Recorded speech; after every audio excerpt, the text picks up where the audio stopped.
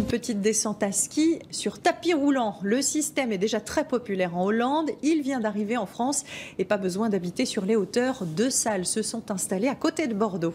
Mathieu Perrault et Stéphane de Perrois.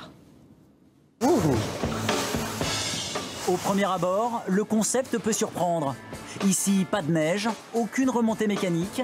La piste fait 9 mètres de long, mais on peut skier sur des kilomètres sans s'arrêter. L'urban ski est à la glisse, ce que le tapis roulant est à la course à pied. Les sœurs n'ont jamais eu l'occasion de chausser des skis à la montagne. Elles en sont à leur 6e heure de cours ici, sous l'œil attentif de leur grand-mère, au pied de la piste. Au début, elles se cassaient la figure assez souvent, et puis là, je vois que maintenant, elles ont fait beaucoup de progrès. Le tout à quelques kilomètres seulement de leur domicile, et en plus... Il fait pas froid et la météo est bonne toute l'année. Pour Samuel et sa compagne, l'objectif est de préparer les vacances de février. Ils viennent ici retrouver des sensations en accéléré. Ça tourne tout le temps, donc on ne peut pas s'arrêter au milieu d'un virage et puis reprendre juste après, ça s'arrête jamais.